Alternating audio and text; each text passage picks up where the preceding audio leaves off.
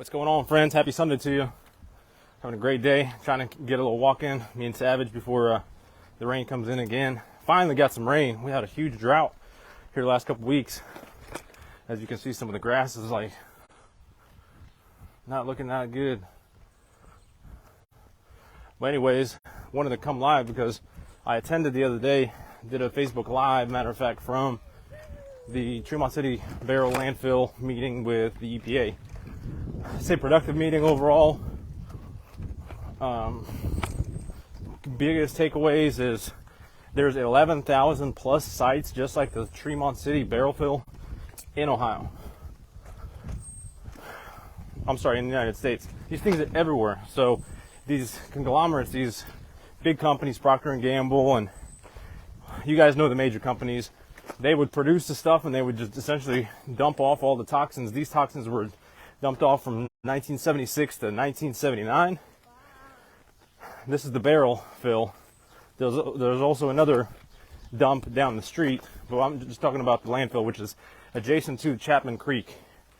And so Charlie Patterson, Clark County Health Department, even mentioned that trace chemicals already showing up in our water, our drinking water. We have one of the nicest, one of the best aquifers in the whole United States, right here on the west side of Ohio. We also have another aquifer on the east side of Ohio, which was affected by East Palestine.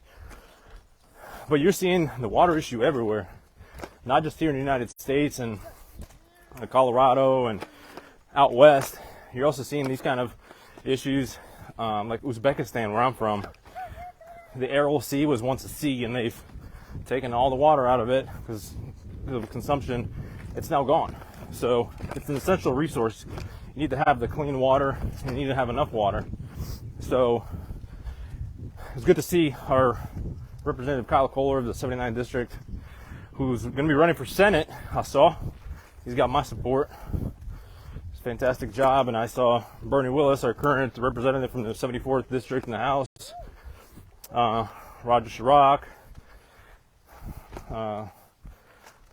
Todd Rogers, just a lot of different people, concerned citizens that want to see something. So this thing's been going on for 20 plus years. We've been trying to get this remediated, maybe even more. But last year there was a federal lawsuit in which a federal judge approved that this thing needs to be remediated. No matter how much it costs, no matter who pays for it. There was a quote from 11 years ago, I believe, $27 million to clean up this barrel dump site, basically. So they talked about the design, the construction time, who's going to do the work, are they approved, their qualifications, the design work. And so we're in the process of, now that the judge has ruled this thing needs to be cleaned up, the next step is basically to put together a plan, have the EPA approve, which is a long process if you ever work with any of the government agencies. But we're looking at breaking ground in about 2025. It could take a year and a half. Oh, my buddy Ryan Boyle. Good to see you, Ryan. Thanks for your input. We had a great conversation after the meeting. So many great people involved and care about our environment, care about our air quality. And we want to keep it nice, clean. So there was some concerns from people about how it was going to be taken out of the ground, and the dirt, the soil that's contaminated, where is it going? All that valid questions. And what about the air pollution? If you're digging this stuff up and you got all these toxic chemicals, 200,000 gallons of industrial waste, somewhere to the tune of 50,000 barrels are in the ground. We know it's already been leaching out into the water. Clark County Health Department, Charlie Patterson states so. Trace chemicals already identified in the water. So if you are concerned about some of these things, I recommend you reach out to the EPA, reach out to your health department, reach out to your representatives, get engaged in your community, help spread the word. This is a vital issue, bipartisan issue, should be. So anyways, I hope we can get more people on board. I really wanted to see more people turn out at the event. Maybe it was the marketing, whatever the case was. There was maybe 50 people there. So I know there's a heck of a lot more people that care about clean water than, about 50 people.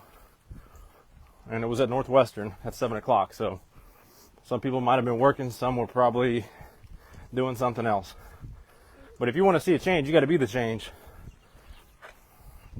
So act up, speak up, do something positive. Clean up your local river, clean up your local city. Tell you what, there's so many resources. For example, Jeff and Valerie Hayes donated a dumpster for us for free, and we went ahead and spent our time cleaning up the river there last week.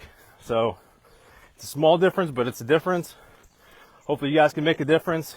We're trying to make a difference every single day. But hopefully this brought some value to you. I had a lot of people reach out to me after this meeting with the EPA. Also feel free to reach out to Ryan Boyle. He's very involved in that. And some of the other organizations that were there. Thank you for listening in to my rant about EPA and clean water. All right, guys. I love you, babe. Thank you for that great example. See you guys soon. Have a great day. Let us know if we can help with any real estate needs. Bye.